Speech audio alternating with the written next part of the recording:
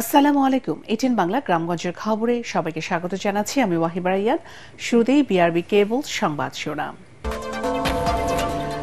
সংস্কারের দোহাই দিয়ে জাতীয় নির্বাচনে টালবাহানা দেশের মানুষ মেনে নেবে না, চট্টগ্রামে বিএনপি তারুণ্যের সমাবেশে বক্তারা। গণহত্যার দায়ে আওয়ামী লীগকে নিষিদ্ধ ও জুলাই ঘোষণাপত্র প্রদানের দাবিতে দেশের বিভিন্ন স্থানে ছাত্র জনতার বিক্ষোভ। ঢাকা সহ দেশের ৬ বিভাগের উপর দিয়ে বয়ে যাচ্ছে মৃদু থেকে মাঝারি ধরনের তাপপ্রবাহ। চুয়াডাঙ্গায় সর্বোচ্চ তাপমাত্রা ৪২ ডিগ্রি সেলসিয়াস। এবং আমদানি রফতানি বাড়াতে চট্টগ্রাম বন্দরের সক্ষমতা বৃদ্ধির বিকল্প নেই, জানালেন বিডার নির্বাহী চেয়ারম্যান। ব্যবসা বান্ধব পরিবেশ না পেলে আগ্রহ হারাবে বিদেশি বিনিয়োগ। শুনছিলেন বিআরবি কেবল সংবাদ শিরোনাম, এখন বিস্তারিত।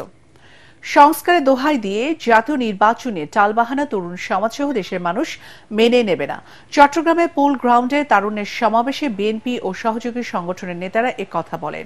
তরুণদের সমর্থন আদায় ও দেশ পরিচালনা, তাদের ভাবনা মতামত জানাতে চট্টগ্রাম বিভাগ ও কুমিল্লা জেলার সমন্বয়ে চট্টগ্রামের পোলো গ্রাউন্ডে বিএনপির ৩ সহযোগী সংগঠন, ছাত্রদল, যুবদল ও স্বেচ্ছাসেবক দল এই যৌথ সমাবেশের আয়োজন করে। সমাবেশে প্রধান অতিথি হিসেবে কিছুক্ষণের মধ্যে বক্তব্য রাখবেন বিএনপি মহাসচিব মির্জা ফখরুল ইসলাম আলমগীর। সমাবেশে যোগ দিয়েছেন জাতীয় ক্রিকেট দলের সাবেক ওপেনার তামিম ইকবাল। দীর্ঘদিন পর চট্টগ্রামে এই সমাবেশকে কেন্দ্র করে তরুণ যুবকদের মধ্যে দেখা যায় উচ্ছ্বাস, উদ্দীপনা। তারুণ্যের রাজনৈতিক অধিকার প্রতিষ্ঠায় এই সমাবেশে বিএনপির ঘোষিত ৩১ দফায় তরুণদের জন্য ভবিষ্যৎ পরিকল্পনার নতুন বার্তা আসবে বলে আশা নেতাদের।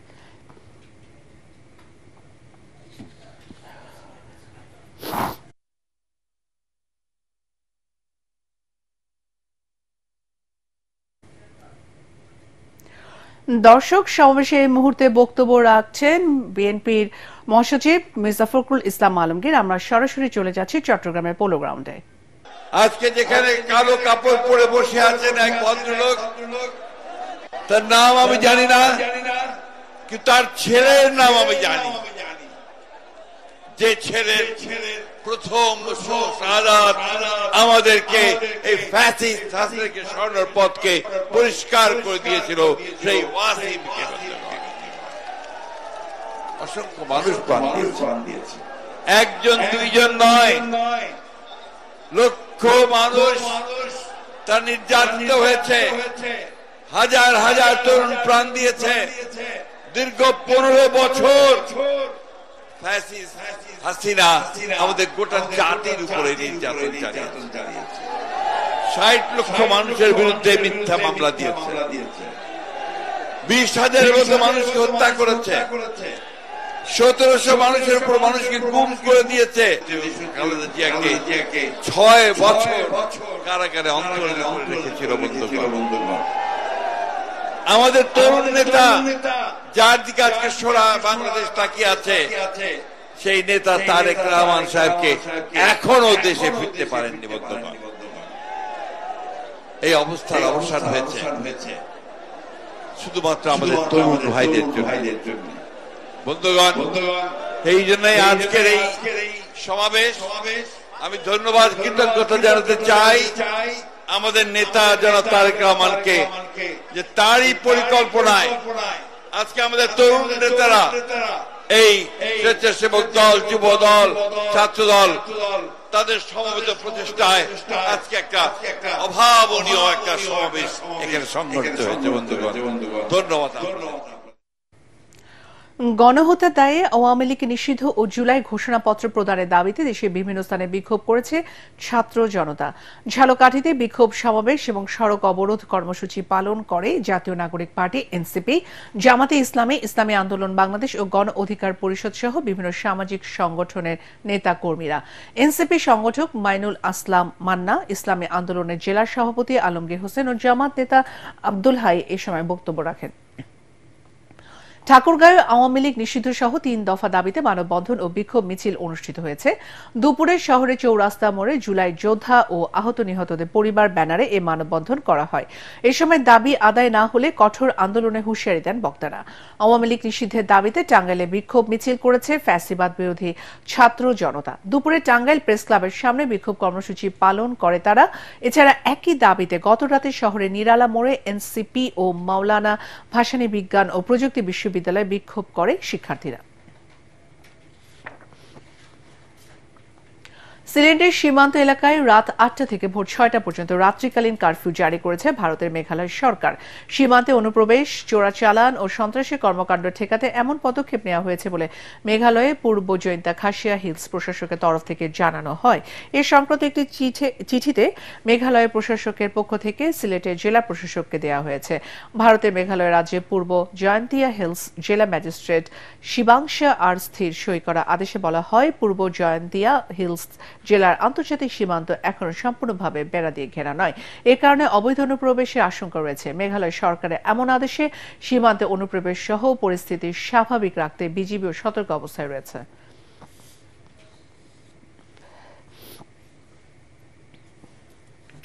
চুয়াডাঙ্গার উপর দিয়ে বয়ে যাচ্ছে তীব্র তাপপ্রবাহ। শনিবার বেলা ৩টা থেকে চুয়াডাঙ্গার সর্বোচ্চ তাপমাত্রা রেকর্ড করা হয় ৪২ ডিগ্রি সেলসিয়াস, যা এই মৌসুমে দেশের সর্বোচ্চ তাপমাত্রা। ৩ দিনের ব্যবধানে তাপমাত্রা বেড়েছে ৫ ডিগ্রি সেলসিয়াস।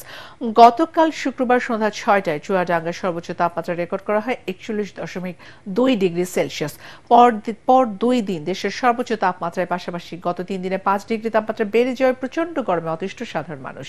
বিশেষ করে নিম্ন আয়ের শ্রমজীবী মানুষ পড়েছেন চরম বিপাকে। বেলা বাড়ার সাথে সাথে রাস্তায় মানুষের চলাচল কমে যাচ্ছে, প্রয়োজন ছাড়া বাড়ি থেকে মানুষ বের হচ্ছে না। একই সাথে ঢাকা সহ দেশের ৬ বিভাগ ও ৪ জেলায় যথাক্রমে রংপুর, দিনাজপুর, কুড়িগ্রাম ও মৌলভীবাজারের উপর দিয়ে মৃদু থেকে মাঝারি ধরনের তাপপ্রবাহ বয়ে যাচ্ছে, যা আরও ২-১ দিন অব্যাহত থাকতে পারে বলে জানিয়েছে আবহাওয়া অধিদপ্তর।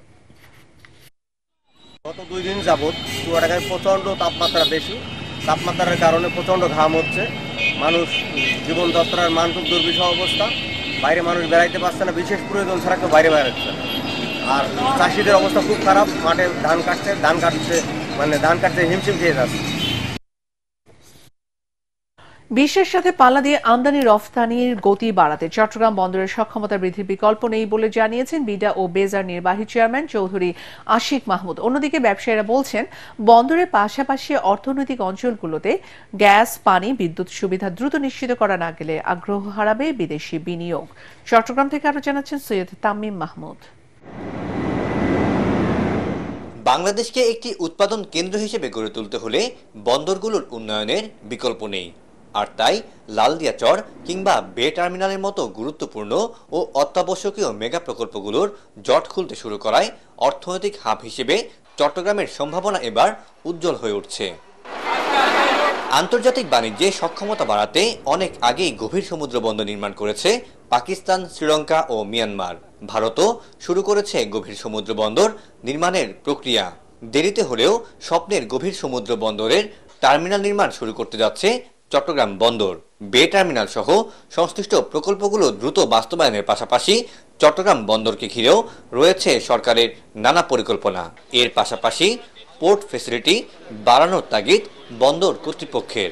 এই লেবারদেরকে আমরা যদি একই স্কিল লেভেলে নিয়ে আসতে পারি, তাহলে কিন্তু এই লেবারদেরকে আমাদের ভবিষ্যতে তাদেরকে ট্রেন আপ করে এই পোর্ট অপারেশনের পুরো ইন্ডাস্ট্রি, গ্লোবাল যে ইন্ডাস্ট্রি, এটা কিন্তু একটা হিউজ ইন্ডাস্ট্রি।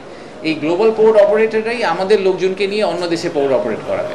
আমাদের এপিএম টার্মিনালও হবে, বে টার্মিনালও হবে। এপিএম টার্মিনালের জন্য এপি মোলার নামক একটা প্রতিষ্ঠান, যেটা হচ্ছে ওয়ার্ল্ডের one of the leading terminal operator, marks line, APM molar, তো এরা সেটা ইনভেস্ট করার জন্য সরকারের সাথে তাদের একটা এমওইউ হয়েছে। এদিকে বিডা ও বেজার নির্বাহী চেয়ারম্যান বলছেন, এখানে অর্থনৈতিক অঞ্চলগুলো তৈরি হয়ে গেলেও এখনো সঠিক অবকাঠামো গড়ে না ওঠা বড় challenge. Utility services and infrastructure, এই জায়গাটায় কিন্তু আমরা এখনো ফেল। আমার কাছে একজন ইনভেস্টর আসছে, কিন্তু তাকে আমরা একটা লোকেশন দিতে পারছি না। সো চ্যালেঞ্জ কি দেখছি, এটা হচ্ছে আমার একটা দেখা বড় চ্যালেঞ্জ। চট্টগ্রামকে বাণিজ্যিক হাব হিসেবে গড়ে তুলতে প্রয়োজনে আলাদা সেল গঠনের কথাও বলছেন ব্যবসায়ীরা। আমদানিকারক রপ্তানিকারক আছেন তাদেরকে সবাইকে নিয়ে এটির উপযুক্ততা কোথায় কিভাবে সেগুলোকে যদি নির্ধারণ করে যদি একটি প্রায়োরিটি বেসিস কাজ করা হয় অবশ্যই এটি সুফল আমরা অবশ্যই পাব। সংশ্লিষ্টরা বলছেন পরিকল্পনা অনুযায়ী এই প্রকল্পগুলো বাস্তবায়ন হলে তৈরি হবে কাঙ্ক্ষিত কর্মসংস্থান। সৈয়দ তামিম মাহমুদ, এটিএন বাংলা, চট্টগ্রাম। সুনামগঞ্জ পল্লী বিদ্যুৎ সমিতিতে মিটার রিডার কাম মেসেঞ্জার পদে চাকরির জন্য এমসিকিউ পরীক্ষায় কৌশলে ডিভাইস ব্যবহার করে উত্তর লেখার সময় 120 জন পরীক্ষার্থীকে বহিষ্কার করা হয়েছে। এদের অনেকেই একটি বিশেষ সিন্ডিকেটের সঙ্গে 5 থেকে 6 লাখ টাকা চুক্তিবদ্ধ হয়ে 2 থেকে 3 লাখ টাকা পরিশোধ করেছিল। তবে এদেরকে আটক করা হয়নি। শুক্রবার সুনামগঞ্জ শহরে 5টি নিয়োগ পরীক্ষা কেন্দ্রে এ ঘটনা ঘটে। বিকেলে সুনামগঞ্জ পল্লী বিদ্যুৎ সমিতিতে চুক্তিভিত্তিতে 25 জন মিটার রিডার কাম মেসেঞ্জার নিয়োগের এমসিকিউ পরীক্ষা নেওয়া হচ্ছিল। এতে শহরের 5টি কেন্দ্রে 1300 পরীক্ষার্থী অংশ নেয়।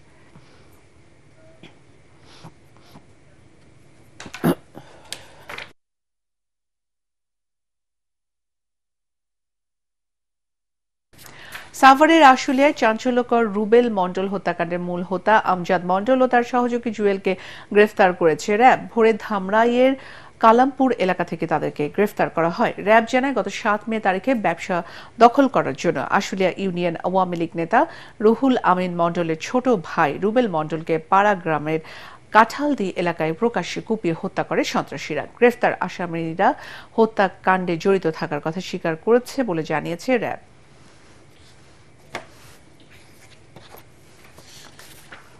সিরাজগঞ্জের বেলকুচিতে এসএসসি পরীক্ষার্থী ইমন হত্যায় জড়িত অন্যতম আসামি সাকিবকে রাজধানীর উত্তরা থেকে গ্রেফতার করা হয়েছে। শুক্রবার রাতে উত্তরা 4 নম্বর সেক্টর এলাকা থেকে তাকে গ্রেফতার করে র্যাব। পরে তাকে বেলকুচি থানায় হস্তান্তর করা হয়। সে বেলকুচি থানার নারামুড়ি গ্রামের রঞ্জিত হোসেনের ছেলে। তুচ্ছ ঘটনায় গত 18 এপ্রিল বেলকুচি দৌলতপুরের বখাটে মাসুদের নেতৃত্বে তার সহযোগীরা ইমনকে বেদম মারধর করে। পরে চিকিৎসাধীন অবস্থায় 25 এপ্রিল মারা যান ইমন।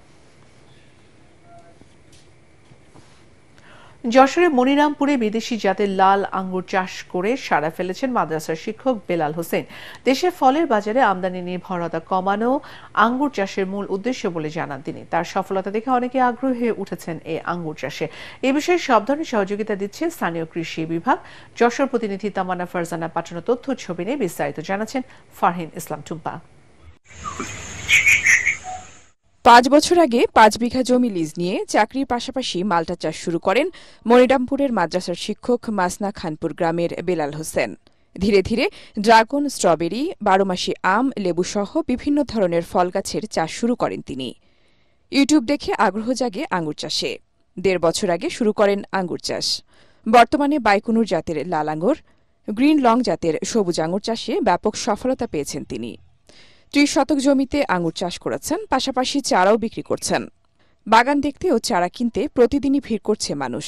আমি এখানে আঙ্গুর গাছ দেখতে এসেছি, অনেক ভালো লাগছে। তো আমার একটু শখ আছে যে এখান থেকে কিছু ক্রয় করে আমার একটা ছোটখাটো বাগান করব। আমি এখান থেকে কিছু চারা নিয়ে যাব, জায়গা আছে সেখানে আমরা এই চারাগুলোকে লাগাবো। বাগানে কর্মসংস্থানও হয়েছে অনেকের। আমি এখানে বিল্লাবের এখানে থাকি, এই আঙ্গুর ফরেস্ট চাষ করা দেখাশোনা করি।